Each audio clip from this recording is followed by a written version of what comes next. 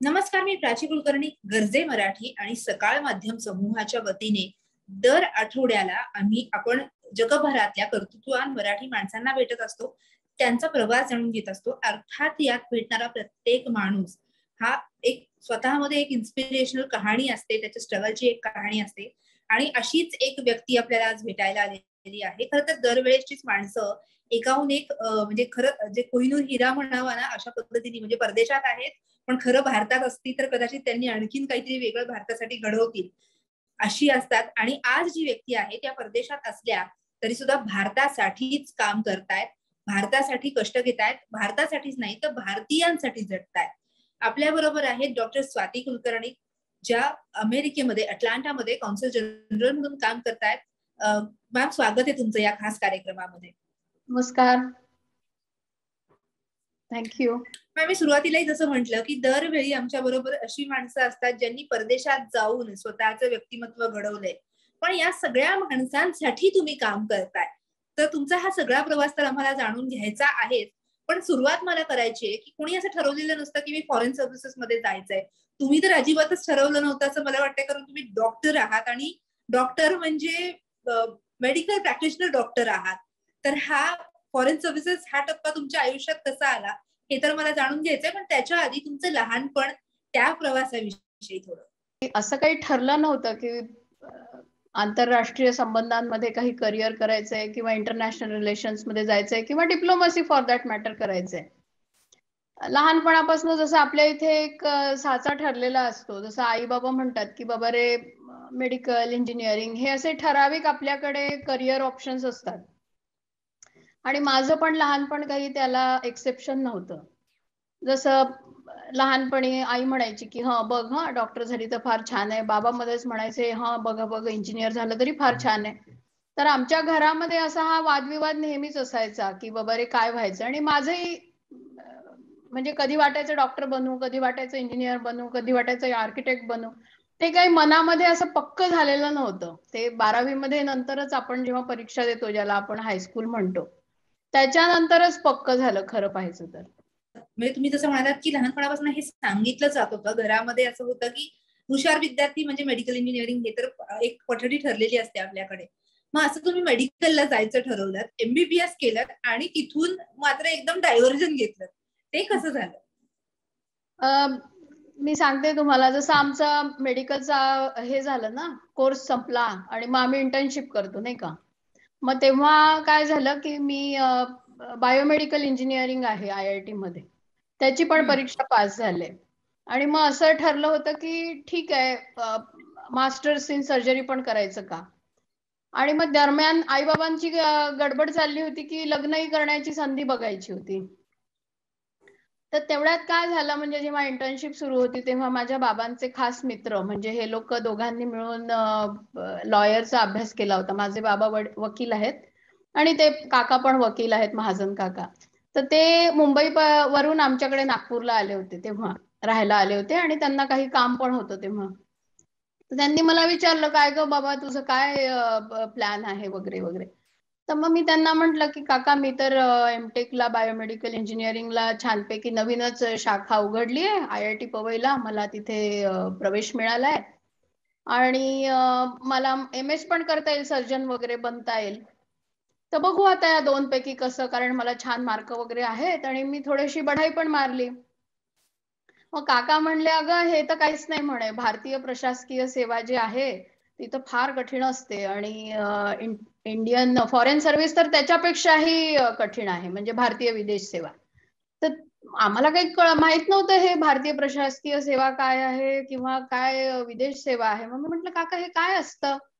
मग त्यांनी समजावून सांगितलं, बघ तू जर राजदूत असशील, तू अँबॅसेडर असशील तर तुझा काय मान असणार, कसं असणार, कसं तू दुसऱ्या देशात जाणार आणि मग तुला कसं वेगळ्या वेगळ्या एम्बसीज मध्ये काम करायला मिळणार, भारतासाठी किती छान म्हणजे तुला अगदी प्राईम मिनिस्टर सरांसोबत किंवा असं प्रेसिडेंट असं सगळ्या मोठ्या मोठ्या डिग्निटरी सोबत कसं काम करायला मिळणार. तर त्या रात्री मला काही झोप आली नाही. मग मी काकांना दुसऱ्या दिवशी म्हटलं काका मला अजून समजावून सांगा त्याच्याबद्दल काय आहे कसं आहे वगैरे, कारण ते त्यांच्या मुलांसाठी बघत होते आणि त्यांच्या मुलांनी त्याच्यात काही जास्ती इंटरेस्ट दाखवला नाही म्हणून त्यांना खूप होतं की अरे कोणीतरी व्हावं असं. तर मग त्यांनी मला त्यांच्याकडे मुंबईला बोलवलं. मग मी तिकडे मुंबईला गेली. त्यांनी मला सगळं विषय वगैरे चूज केले. सगळं माझ्यासाठी त्यांनी सगळं करून दिलं. अगदी फॉर्म भरणं, युपीएससीचा सगळं सगळं सगळं काकांनीच पाहिलं. आणि मी पण आपला सपाटून अभ्यास केला आणि त्यांनी मला चॅलेंज दिलं, एक आव्हान दिलं मला त्यांनी. मग मी म्हटलं काकांनी म्हटलंय म्हणजे मला जबरदस्त अभ्यास करायचा आहे आणि अगदी खरंच मन लावून अभ्यास केला आणि आज मी इथे आहे.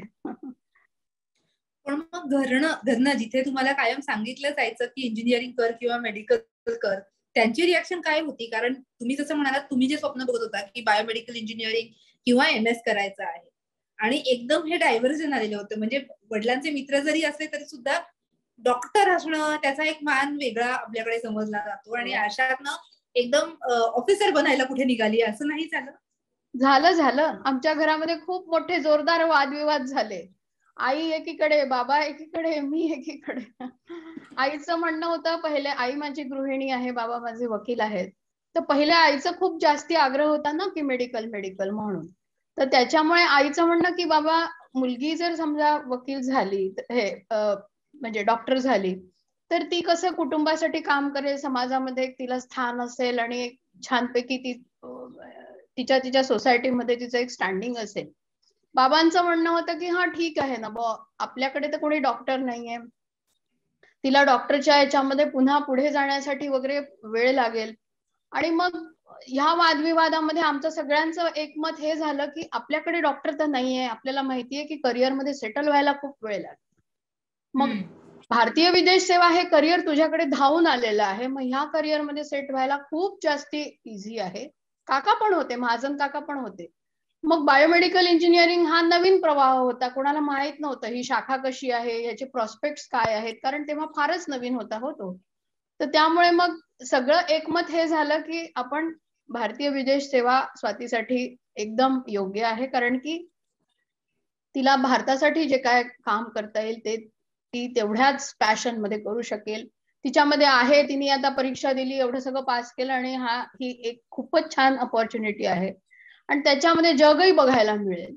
ह्या सगळ्या ह्याच्यामध्ये आपल्याकडे डॉक्टर नाही म्हणजे मग उशीर होणार नाही बाबा करिअर सेट मध्ये व्हायला, किंवा नवीन शाखा आहे म्हणजे आपल्याला मग त्याच्यामध्ये संभ्रम नसणार आहे की कसं काय असणार आहे, जॉब मिळतो की नाही, असं तसं. तर त्यामुळे एकमत झालं मग सगळ्यांचं की नाही भारतीय विदेश सेवामध्येच जायचं. आणि देवाच्या दयेने तुम्ही पास झाल्यानंतर, म्हणजे आधी नव्हतं, म्हणजे तुम्ही परीक्षेची तयारी करत होता तोपर्यंत कोणी विचार नव्हता केला की या मार्गाला किंवा सगळं करिअर डिव्हर्जन होईल पूर्णपणे? नाही, कोणी विचार केला नाही. कारण कोणी असं म्हणजे जरी मी सिरियसली घेतलं तरी मी MS ला ऍडमिशन घेऊन ठेवली होती, IIT ची ऍडमिशन सोडलेली नव्हती. आणि हे मिळतंय तर मग जेव्हा हे मिळालं तेव्हा हा सगळा वादविवाद झाला. अच्छा. पण मग तयारी कशी केलीत? कारण जसं तुम्ही म्हणालात की पार्श्वभूमी नव्हती. सध्या अनेक मुलं वर्षानुवर्ष खपतात UPSC MPSC क्लिअर करायसाठी, अनेक वर्ष झटत असतात, अगदी कॉलेज करता करता तयारीला सुरुवात करतात आणि कॉलेज संपल्यानंतरही त्यांचे अटेम्प्ट सुरू असतात. तर तुमच्या बाबतीत काय झालं नेमकं? तुम्ही याची तयारी कशी करत गेलात?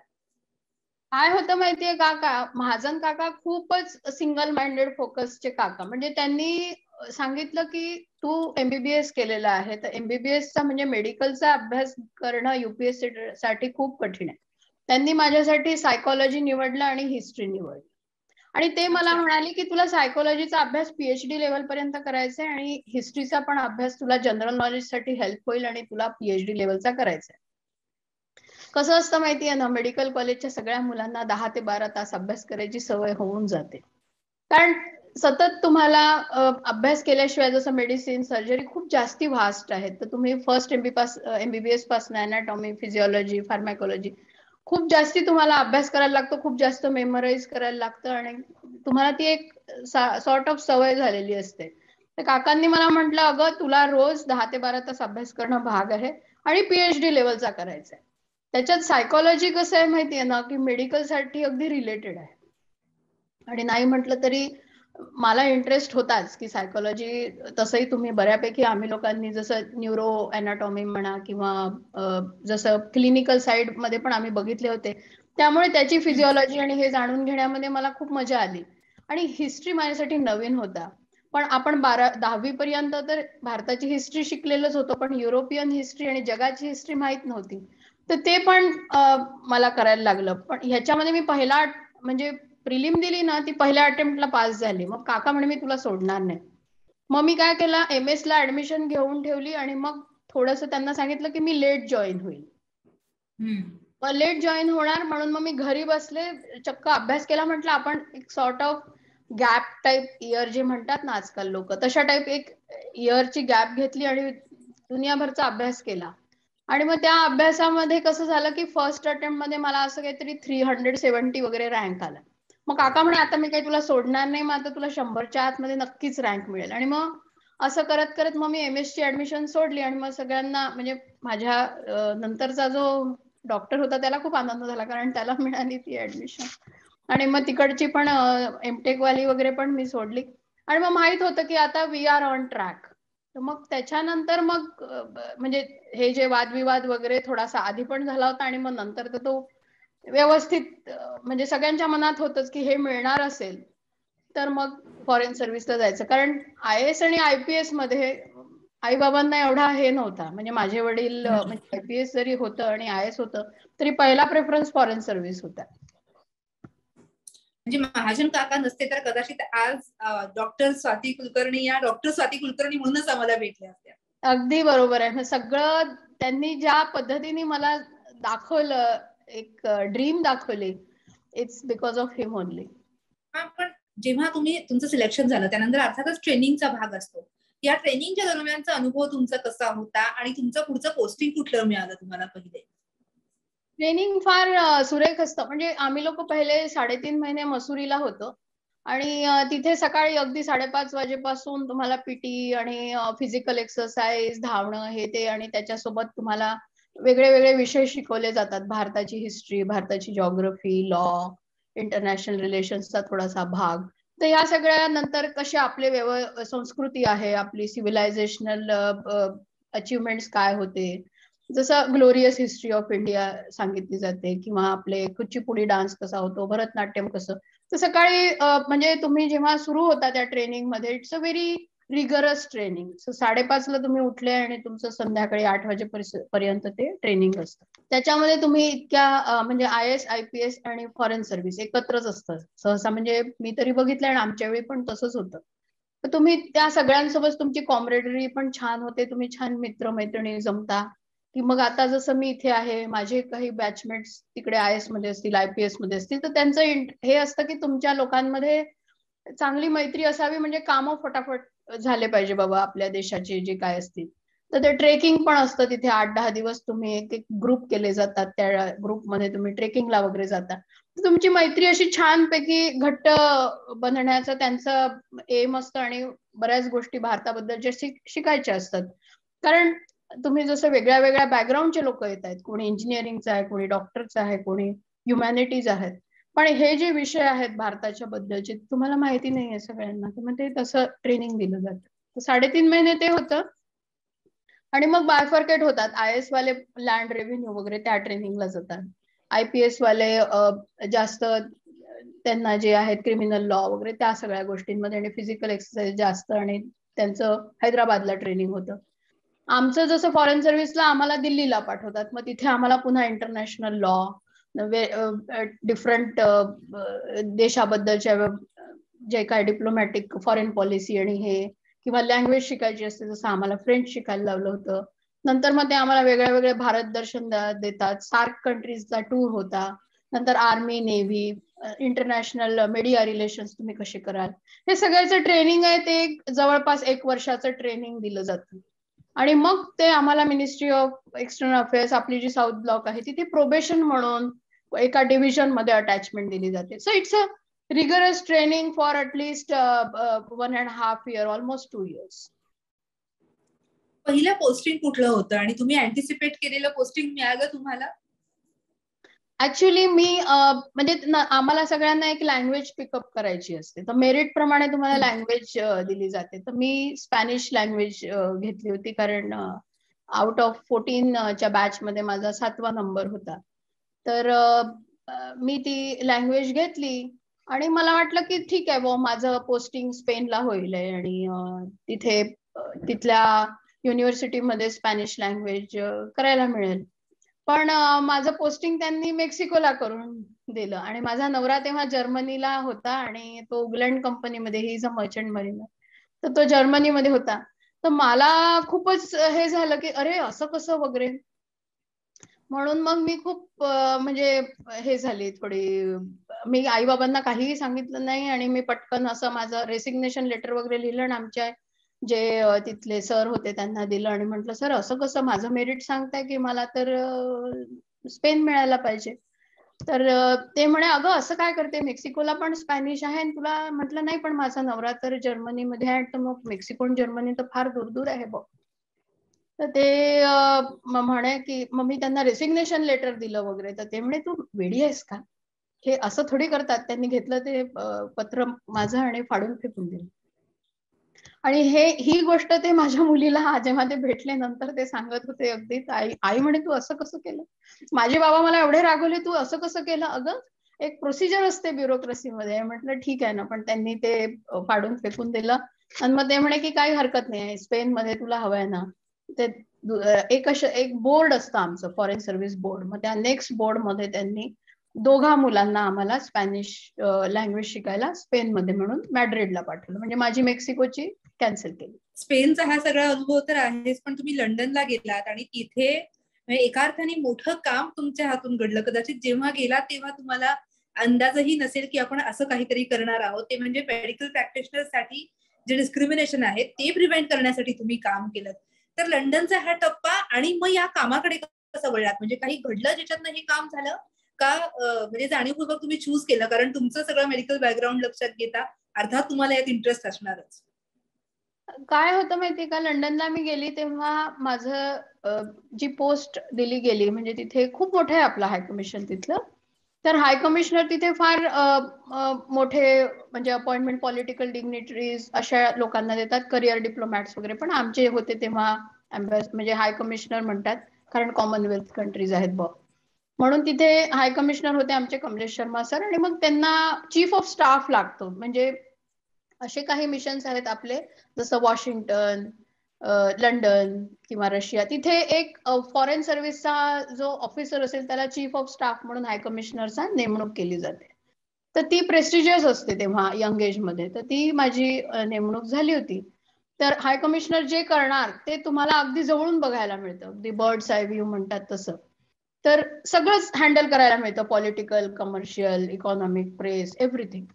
तर तेवढ्यात तिथे काय झालं माहितीये का लंडनला, की आपले जे डॉक्टर्स आहेत त्यांना एक रुलिंग होतं, म्हणजे एक HSMP, highly skilled migrant programme म्हणून जो आहे, तो रुलिंग त्यांनी रिट्रोस्पेक्ट मध्ये लावला. आणि अशा तऱ्हेने लावला की जे डॉक्टर्स तिथे होते त्या सगळ्यांना तो रूल जर अप्लाय केला असता तर त्यांना लंडन सोडून भारतात जायला लागलं असतं. कारण त्यांनी तो रूल टाईट केला. आणि याच नजरियाने केला त्यांनी, ह्याच एमनी केला की बाबा रे, आपले जे लोक आहेत त्यांना जॉब मिळू नये आणि जे जॉब करता आहेत त्यांना सुद्धा भारतात जावं लागेल. त्यामुळे काय झालं, 12,000 डॉक्टरांना एकदम फटका बसला. तर ते लोक आले आमच्या हाय कमिशनर सरांना भेटायला आले. तेव्हा हाय कमिशनर सरांना सांगत होते की आम्ही असं इंटर्नशिप करतोय, आम्ही असं हाऊस जॉब करतोय, आम्हाला असं त्रास होतोय आणि असा हा रूल प्रॉब्लेम मध्ये झालाय वगैरे. तर ह्या सगळ्यात हाय कमिशनर सरांना लक्षात यायला की हाऊस जॉब काय असतं, इंटर्नशिप काय असतं, त्याचा त्रास व्हायला लागला. मला माहित होतं त्यामुळे मला पटापट समजायला लागलं. मग हाय कमिशनर म्हणे स्वाती तूच का नाही हँडल करत ह्या गोष्टी. म्हटलं ठीक आहे मी हँडल करते. मग तिथल्या जे प्रमुख जे मंडळ, जसं कमिटी सारखे जे लोक आले होते डॉक्टरांचे, ते मला म्हणाले की ठीक आहे आम्ही तुझ्या घरी येतो वगैरे. आणि मग अनेक मीटिंग्स झाल्या आणि मग त्याच्यात ठरलं की हा रूल त्यांनी अशा प्रकारे बदलला आहे, आपल्याला काय हवं आहे. तर मग त्याप्रमाणे मग कसं मग त्याला फाईट करायचं. मग ह्या लोकांनी ब्रिटिश बापिओ म्हणून एक असोसिएशन आहे, British association of physicians of Indian origin. मग ती त्यांनी व्यवस्थित मजबूत केली. मग तिला कसं फाईट करायचं, मग लिगली फाईट करूया म्हणून एक वकील नेमला, पैसे गोळा केले त्या लोकांनी, आणि मग आम्ही पॉलिटिकली कसं त्याला फाईट करायचं. म्हणजे जसं आपले प्राईम मिनिस्टर जेव्हा युकेच्या प्राईम मिनिस्टर यांना भेटणार, किंवा आमचे हाय कमिशनर तिथल्या हेल्थ सेक्रेटरीला भेटणार, किंवा आमच्यासारखे ज्युनियर ऑफिसर्स तिथल्या ब्युरोक्रॅटिक ऑफिसर्सला हेल्थ डिपार्टमेंटच्या कसं भेटणार. सो प्रत्येक लेव्हलवर अगदी व्यवस्थित फोकस प्रमाणे आम्ही ठरवून सगळी योजना हे करून फाईट केली. आणि मग मीडियामध्ये कसं टाकायचं, किंवा मग पार्लमेंटेरियन्स तिथले आहेत त्यांच्या ज्या म्हणजे जसं आपली लोकसभा राज्यसभा आहे तसं त्यांचं हाऊस ऑफ लॉर्ड्स, आणि तिथे कसं त्यांना कसं आपल्या कम्युनिटीने जाऊन सांगायचं की बघा आमच्याकडे हे कसं डिस्क्रिमिनेशन होत आहे. तर ऑल राऊंड ही फाईट केली गेली. आणि नोडल ऑफिसर मी होती, त्यामुळे आम्ही प्रत्येक वेळेला लेटर काय लिहायचं, कशी फाईट करायची, ह्या प्रत्येक छोट्या गोष्टींवर आम्ही खूप जास्ती चर्चा करायचो, ब्रेनस्टॉर्मिंग करायचो. आणि त्याप्रमाणे तेव्हा मनमोहन सिंग सर होते प्राईम मिनिस्टर, त्यांनी प्राईम मिनिस्टर सोबत ही चर्चा केली. आमच्या हाय कमिशनर सरांनी त्यांच्या हेल्थ म्हणजे युकेच्या हेल्थ सेक्रेटरी सोबत केली. सो अगदी फोकस फाईट होती ती. आणि त्याच्यामध्ये सगळं म्हणजे फायलिंग करणं, सगळं लेटर्स लिहिणं, हे सगळं काम माझ्याकडे होतं. आणि it was a very good experience. म्हणजे liaison between the BAPIO organisation, between the high commission. तर हे सगळं बघणं आणि प्रत्येक वेळी त्यांना भेटणं, सगळं करणं. आणि त्याच्यामध्ये मला एवढा आनंद झाला. म्हणजे आनंदाची गोष्ट ही की त्यांच्या म्हणजे लॉ, त्यांचा जो आहे युके लॉ सिस्टम, त्याच्यामध्ये त्यांच्या जजनी असा निर्णय दिला की दिस इज बॅड इन लॉ. आणि आमच्या पण पॉलिटिकल इतक्या जास्त म्हणजे आम्ही त्याच्यामध्ये लॉबिंग एफर्ट्स केले म्हणा, आणि इतकं जास्त त्यांना समजावून सांगितलं, तर त्यांना पण कळलं की हे चूक आहे, आपण जे केलेलं आहे हे चूक आहे. आणि मग त्याच्यानंतर काय झालं की काही डॉक्टर्स चालले गेले होते भारतामध्ये, पण 6,000 डॉक्टर्स जे होते त्यांचा आम्ही जॉब वाचवू शकलो. So it was a big achievement. आणि 1.5 वर्ष लागला आम्हाला हे सगळं करायला. क्या बात आहे. म्हणजे अगदी पेशंटली काम करणं जे असतं, जे खरं तर डिप्लोमॅटिक तुमच्या करिअरमध्ये सगळ्यात महत्वाची बाब ठरत असेल, ते तुम्हाला इथे अनुभवायला मिळालं. आणि कुठेतरी ज्या प्रोफेशनचं स्वप्न तुम्ही बघत होता त्यांच्यासाठी काम करायला मिळालं. एका अर्थाने ज्या प्रोफेशन मध्ये तुम्ही गेला असतात, तर त्या प्रोफेशनचा आणि डिप्लोमसीमध्ये शिकलेल्या पेशन्सचा कॉम्बिनेशन होऊन तुमच्याच म्हणजे जे काय म्हणता येईल, एका अर्थाने सहकार्यांना फायदा झाला तुमच्या या सगळ्या डिप्लोमसीमुळे. आणि म्हणजे काय मेडिकल प्रोफेशन मध्ये तुम्ही गेला नाहीत तरी कदाचित जे अनुभवावं लागलं असतं त्या सगळ्यांना तुमच्याकडनं मदत झाली. खूप महत्वाची ही अर्थातच बाब आहे. पण यानंतर मला पुढच्या टप्प्याकडे तुमच्या जायचंय. वेगवेगळ्या देशांमध्ये जायची संधी तर मिळत असते, जे तुम्ही म्हणालात की हे करिअर चूज करताना पण तुम्हाला वाटलं, पण त्यात सुद्धा एक मोठा डिसिजन म्हणा किंवा मोठी रिस्पॉन्सिबिलिटी असते, ती म्हणजे युएसए मध्ये एखादं पोस्टिंग मिळणार. तर तुमच्या मधले पोस्टिंग, तिथले अनुभव आणि युएसए मध्ये हे पोस्टिंग मिळालं, तिथपर्यंतचा टप्पा कसा होता? लंडन झाल्यानंतर कसं आहे ना की लंडन नंतर मी ओमान मध्ये होते, मिडल ईस्ट मध्ये. तिथे एक वेगळ्या पद्धतीचं काम असतं, कारण तिथे मीडियम साईज एम्बसी होती, तिथे 60 लोक आपल्या एम्बसीत काम करतात. तर तिथे जसे खूप सारे भारतीय येतात, नोकरी करतात, लेबर क्लास असतो, हाऊसमेट्स असतात. तिथला एक वेगळा अनुभव होता.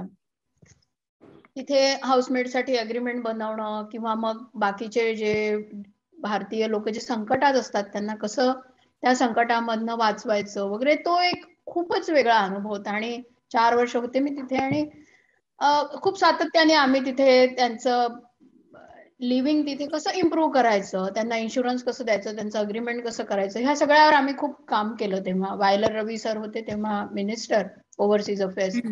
तेव्हा आम्ही खूप मिनिस्ट्रीच्या सानिध्यात राहून चांगल्या गोष्टी तिथे इम्प्लिमेंट केल्या होत्या, की जेणेकरून आपल्या लेबर क्लासला त्रास कमी व्हायला पाहिजे.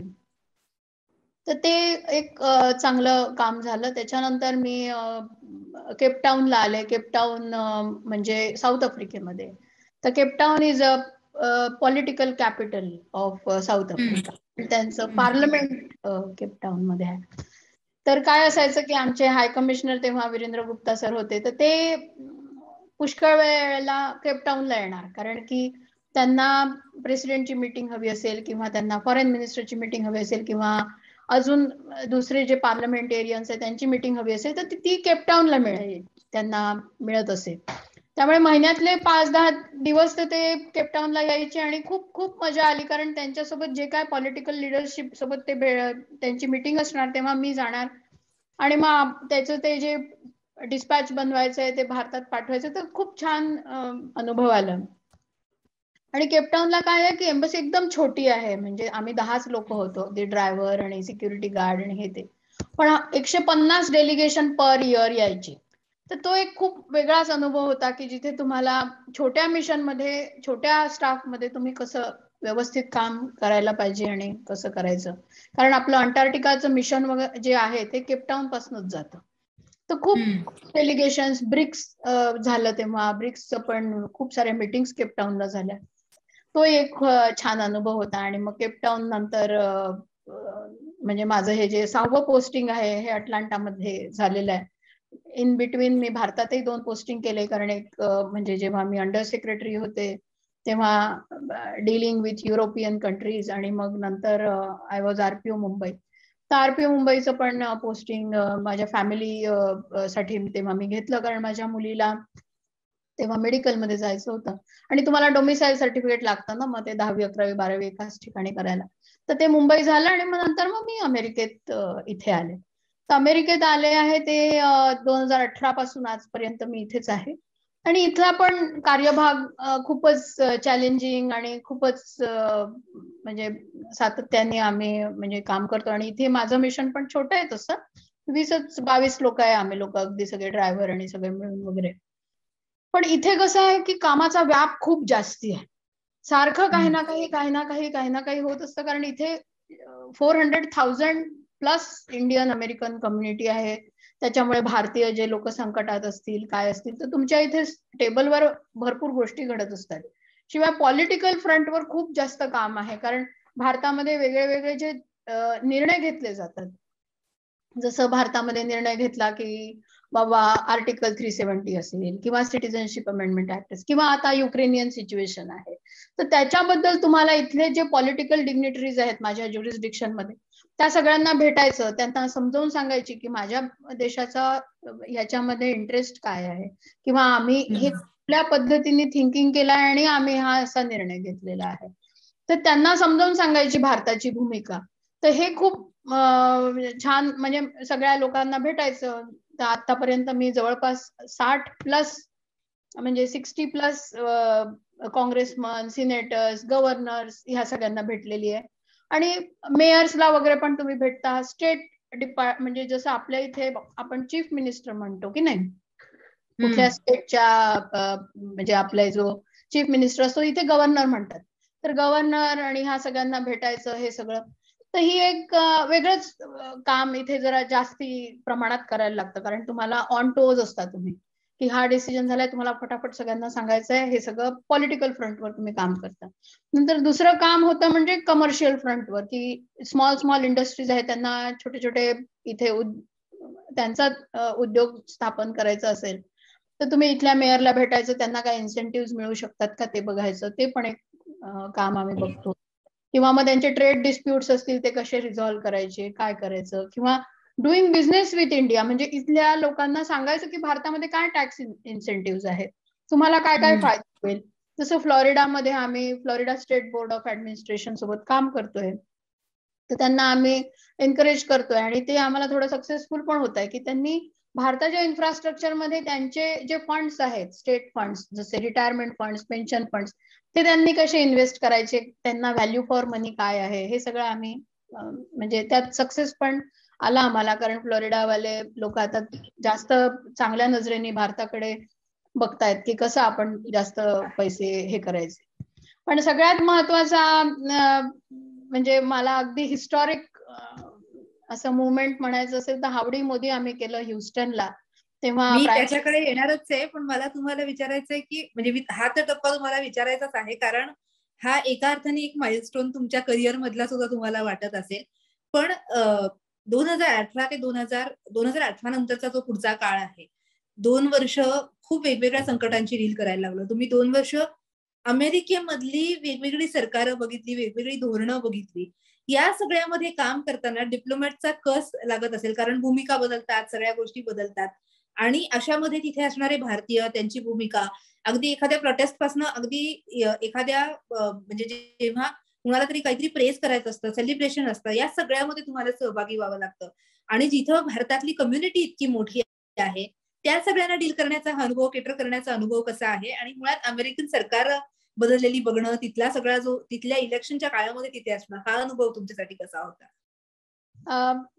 मला तर खूप आवडलं इथलं काम. सगळंच म्हणजे सगळ्याच पोस्टिंग मधलं काम वेगळं वेगळं आणि खूप चॅलेंजिंग होतं, विविधता होती.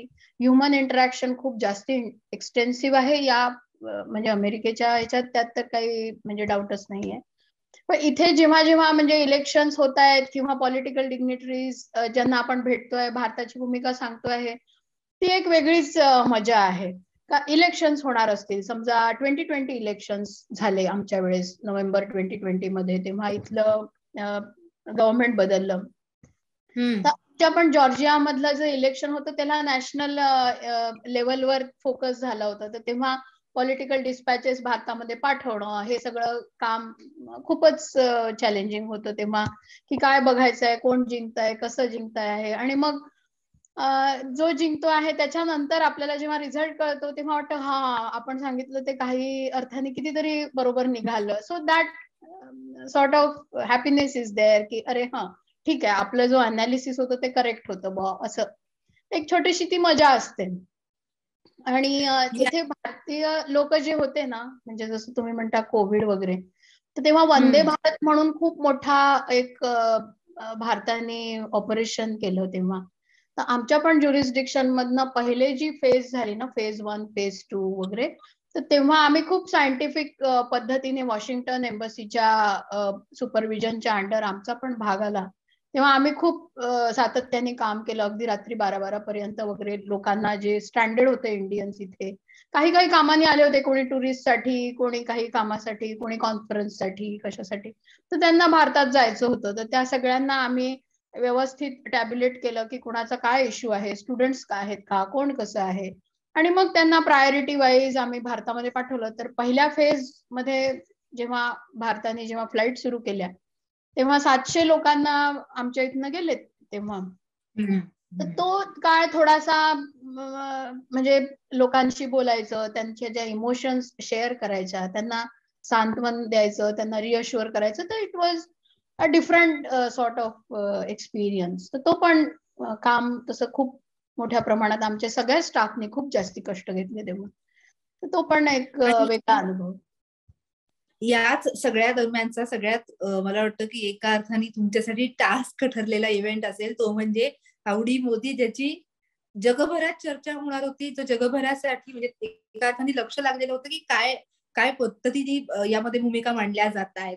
कारण अमेरिकेसारखा जो देश असतो तेव्हा त्याचं जेव्हा रिलेशन एखाद्या देशाशी म्हणजे भारतासारख्या देशाशी ठरणार असतं, त्याचे खूप वेगवेगळ्या पातळ्यांवरती अर्थ असतात आणि ती भेट, तो कार्यक्रम घेणं, हा म्हणजे सगळं डिझायनिंग म्हणा किंवा तिथे आल्यानंतर पंतप्रधानांसाठी सगळं जे तुम्ही तिथला सगळा जो सोहळा आयोजित केला होता, तर ह्या हावडी मोदीचा टप्पा काय होता? स्ट्रेस होता का तुम्हाला असं वाटत होतं की खूप मोठा इव्हेंट आपल्या समोर होतो आहे किंवा आपण त्याचा भाग आहोत? नाही नाही, खूपच आम्ही खूप आनंदाने तो सोहळा बघितला. त्याच्यामध्ये आम्ही महत्वाचा पार्ट पण निभवला.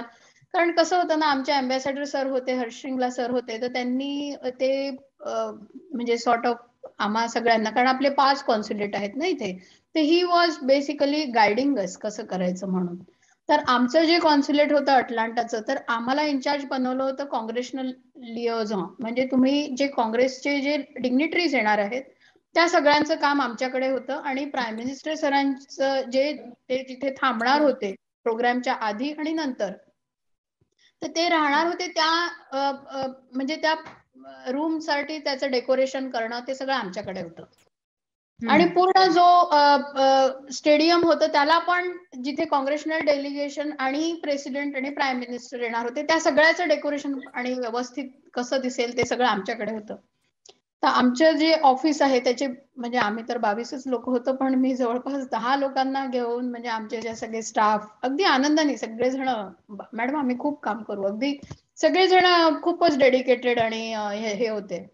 तर सगळे आम्ही तिथे गेलो आणि 22 काँग्रेसमन जे होते अमेरिकेचे ते तिथे आले होते आणि त्या प्रत्येकाने, अगदी सांगते ना, माझ्या स्टाफनी प्रत्येक काँग्रेसमनला काय त्यांचं आहे बायोडेटा वगैरे पाठ होता आमच्या लोकांना, आणि सगळ्यांना रिसीव्ह करायचं, सगळ्यांना व्यवस्थित तिथे ठेवायचं. आणि मग प्राईम मिनिस्टर सरांची जी तिथे म्हणजे जागा होती जिथे त्यांना थांबायचं होतं बिफोर आणि आफ्टर कार्यक्रम, ती इतकी छान आम्ही डेकोरेट केली होती, मस्त. आणि मग प्रेसिडेंट ट्रम्पचे जे स्टाफ लोक होते त्यांनी ती खोली बघितली आणि मग ते म्हणे, अरे आमची पण अशीच खोली करून द्या तुम्ही. मग आम्ही त्यांना प्रेसिडेंट ट्रम्प यांची पण आम्ही सगळं डेकोरेशन आम्हीच करून दिलं. मग त्याच्यानंतर दे वेर व्हेरी हॅपी की जिथे त्यांना थांबायचंय, काही मीटिंग्स करायचे असतील बायलॅटरल वगैरे, ते सगळं आम्ही केलं. आणि दे वेर हॅपी की बाबा रे तुमच्यासारखंच आम्हालाही करून द्या. मग आम्ही छान तिथे योगाचे वगैरे, इनक्रेडिबल इंडियाचे पोस्टर्स सगळं व्यवस्थित केलं होतं. आणि बॅक स्टेजवर मला लाईन अप करायचं होतं की काँग्रेशनल लीडर्स कुठे उभे राहतील आणि हे ते. तर मी बॅक स्टेजला उभी होती आणि प्राईम मिनिस्टर सर आले असे, आणि तेव्हा त्यांनी त्या इन्स्टावर म्हणजे सुरुवात केली जेव्हा ते गेले की हावडी मोदीचं पहिला ट्विट झालं, तेव्हा आमचे सगळे सगळीकडे टीव्हीवर वगैरे, आणि पोरं एकदम एक्साइटेड, आई तू तिथे आहे, आई तू तिथे आहे. आणि अगदी माझे स्टाफ पण, because they all were there जेव्हा. आणि मग प्रोटोकॉल ड्युटी होती आमची जेव्हा ती सगळी झाली ना, विक्टरी लॅब झाली आणि मग प्रोटोकॉल ड्युटी होती, तर सगळे लाईन अप करायची. तर तेव्हा सगळे आम्ही लोक टीव्ही मध्ये आमचे स्टाफ वगैरे, तर सगळे एव्हरीबडी वॉज सो एक्साइटेड की आपण एवढं छान हार्डवर्क केलं आणि सक्सेसफुल झालं. कारण कसं असतं ना की काही हिकअप्स नव्हते, की काही त्याच्यामध्ये काही छोटे छोटे इश्यूज नाही आले बुवा, की आपण इतकं छान प्लॅन केलं आणि ते सगळं तशा प्रमाणे घडलं. कारण it was a massive event आणि 1600 व्हॉलेंटियर्स होते बरं का, कम्युनिटीचे सुद्धा. आणि ते इतकं आमच्या स्टाफचं कम्युनिटीचं एवढं छान संगनमत होतं की प्रत्येक जण आपला पॅशननी त्यांनी काम केलं, अगदी जीव ओतून सगळ्यांनी काम केलं. तेव्हा तर असं म्हणताच येणार नाही की एकट्या माणसाचं काम आहे, नाही, it was a team effort. Everybody worked and did very well. त्याच्यामुळे काहीच त्याच्यामध्ये गडबड झाली नाही. So that's a really historic event. आणि सगळेजण अगदी यांनी सांगतात की बाबा रे, म्हणजे सगळ्यांना गर्व आहे त्या इव्हेंटला की आपण कसं छान काम केलं. क्या बात आहे. म्हणजे तो अनुभव म्हणजे सगळ्यांसाठीच लक्षात राहणार तुमच्यासाठी ठरला असेल यात काहीच शंका नाही. पण मॅम मला तुम्हाला एक आणखीन गोष्ट विचारायची, ती म्हणजे तुम्ही घेतलेला एक इनिशिएटिव्ह कदाचित हा तुमच्या कामाच्या अनुभवामधनं आलेला असेल. म्हणजे तुम्ही रिजनल पासपोर्ट ऑफिसर म्हणून काम केलं, पासपोर्ट ऑफिसर्स मध्ये काम केलं, आणि आता म्हणजे तुमच्या कॉन्सुलेटच्या पेजवरती गेलं की पटकन एक चॅटबॉट ओपन होतं. तर पासपोर्टसाठीचा चॅटबॉट हे कसं आलं? म्हणजे भारतीयांना मदत करायची तर त्याला तंत्रज्ञानाची जोड द्यायची, या पातळीवर तुम्ही करताय. काय असतं माहितीये का, आमचं कॉन्सुलेट आहे तिथे जे काम करणारी लोक आहेत ती फार कमी आहेत.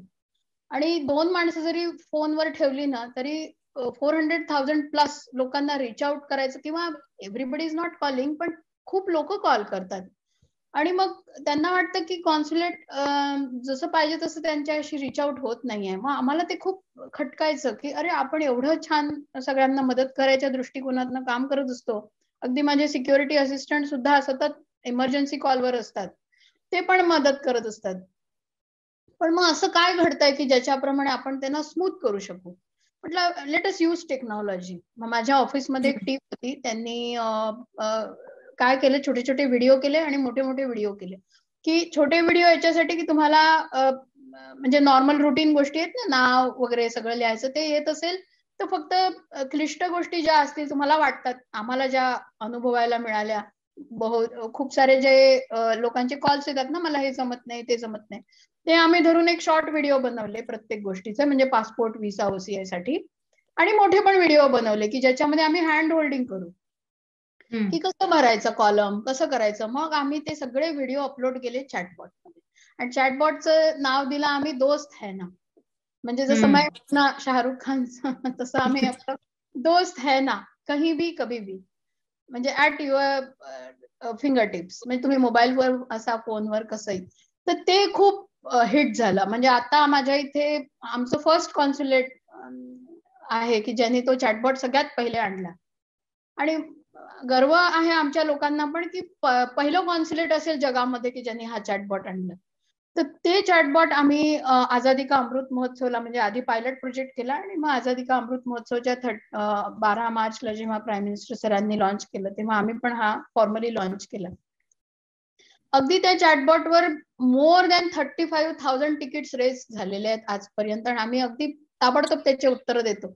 लोक अगदी सॅन फ्रान्सिस्को पासून तर उत्तर प्रदेश पर्यंत खूप लोक आमच्या चॅटबॉटवर येतात आणि खूप लोकांना शंका निरसन होतं आणि it has really become hit. आता बाकीच्या पण कॉन्सुलेट मध्ये त्यांनी लॉन्च केलाय. पण इट्स अ गुड वे की तुम्ही लोकांना सांगू शकता की काय करायचंय, पासपोर्ट कसं भरायचं, फॉर्म कसा भरायचा, ओसीआयचं कसं करायचं, विसाचं कसं करायचं, miscellaneous service. So it's real big hit. क्या बात आहे मॅम. कदाचित म्हणजे एवढा विचारही केला नसेल की इतकं सहज सोपं होईल आपली प्रोसेस. याचं पण भारतीयांना या सगळ्यामुळे मदत होते आहे. पण हे सगळं करत असताना म्हणजे स्ट्रेसफुल जॉब तुमचा भरपूर आहे, पण हे सगळं करत असताना तुम्ही तुमच्या 2 आवडी जपल्या आहेत. कदाचित ते डिस्ट्रेस होण्याची प्रोसेस असेल तुमची ते म्हणजे स्विमिंग आणि टेनिस. म्हणजे ह्या 2 गोष्टींचं एकतर मला कनेक्शनही नाही कळलं. पण कशा म्हणजे ही आवड कशी जपली आहे तुम्ही? स्विमिंग मी पहिल्यापासून 10वी पासून करायची. म्हणजे आम्ही तेव्हा म्हणजे नागपूरला वगैरे होती तर बाबांनी मला स्विमिंगला खूप एनकरेज केलं. तर ते शिकल्यामुळे नेहमीच म्हणजे प्रत्येक वर्षीच उन्हाळ्याच्या सुट्टीमध्ये जायचं, स्विमिंग करायचं. आणि टेनिस मात्र मी ओमानला शिकली जेव्हा मी मुलांना शिकवत होते. तर तेव्हा आम्ही टेनिस खेळलो. ओमान आणि लंडनला माझ्या मुलांना मी टेनिसला टाकलं होतं. तेव्हा मी लंडनला पोरांसोबत मी पण शिकले. तर त्याच्यामुळे त्याचं पण म्हणजे मी आणि माझा नवरा आम्ही दोघं पण टेनिस खेळायचो आणि मुलं पण टेनिस खेळायचे. दोघी माझ्या मुली आहेत, त्या पण खेळायच्या. तर त्याच्यामुळे मला ती आवड निर्माण झाली. कारण कसं असतं माहितीये का, म्हणजे जसं मसुरीला वगैरे आम्हाला शिकवलं की फिजिकली फिट तर मेंटली फिट, तर तसं इट्स रिअली गुड एक्सरसाइज. तर आता स्विमिंग तर मला रोज करायला फार आवडतं. तर जेव्हा जेव्हा जमेल, जसं जसं असेल, जसे हिटेड पूल असेल नसेल किंवा थंडी असेल तर मग तेवढे महिने नाही करत. पण जेव्हा अपॉर्च्युनिटी मिळेल तेव्हा तर स्विमिंग केलं जातं. सध्या टेनिसमध्ये गॅप पडली आहे, पण पुन्हा पुढच्या पोस्टिंगला जरूर टेनिस सुरू करेन.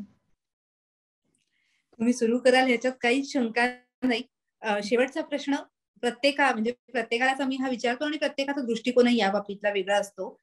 हे करिअर करायचं स्वप्न तर अनेक जण बघतायत, म्हणजे अधिकारी होण्याचं, गव्हर्नमेंट जॉब आहे, सेटल होतो असं स्वप्न बघणाऱ्यांची संख्या आता वाढली. कदाचित तुम्ही जेव्हा हे निवड केली त्यावेळेस तुलनेने ती कमी असेल. आज स्पर्धाही वाढलेली आहे.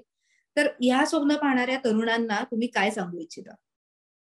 माझा एकच संदेश असेल, जेव्हा आपलं स्वप्न असतं ना ते साकार करण्यासाठी भरपूर मेहनत करायची. भरपूर मेहनत म्हणजे अशा पद्धतीने करायची की जसे सिंपल गोष्टी असतात ना त्या एक्स्ट्रॉर्डनरीली वेल करायच्या. खूप जास्ती कठीण गोष्टी करण्याच्या भानगडीत पडायचं नाही. म्हणजे ज्या सिंपल, माझ्या मते तर आयुष्यामध्ये 70 काय 80 किंवा कधी कधी 90% गोष्टी खूप साध्या, सिंपल, सरळ असतात.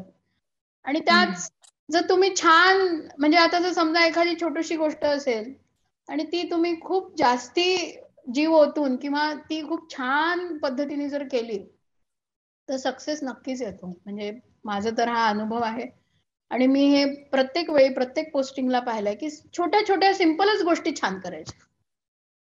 And that's how I think मी माझ्या मुलींना सुद्धा नेहमी हेच सांगते की बाबा रे, do simple things extraordinarily well. क्या बात आहे मॅम. एकदम सिंपल फंडा तुम्ही दिलेला आहे. कदाचित अनेकांना याचा विचार करताना जाणवेल की ह्याचं मोल काय आहे, महत्व काय आहे. धन्यवाद मॅडम, तुम्ही एवढा वेळ काढलात आणि तुमच्या खरं तर खूप बिझी शेड्यूल मधनं एवढा वेळ तुम्हाला काढायला लावणं हे आमच्यासाठी सुद्धा अवघड होतं. पण तुम्ही एवढा वेळ काढलात, आमच्याशी गप्पा मारल्यात आणि तुमचं सगळं हे मोलाचं मार्गदर्शन, तुमचा प्रवास आम्हाला जाणून घेता आला. गरजे मराठी आणि सकाळ माध्यम समूहाच्या या खास कार्यक्रमामध्ये आता इथेच थांबूयात. पुन्हा भेटूयात नवीन पाहुण्यांसह. तोपर्यंत पाहत रहा साम टीव्ही. धन्यवाद.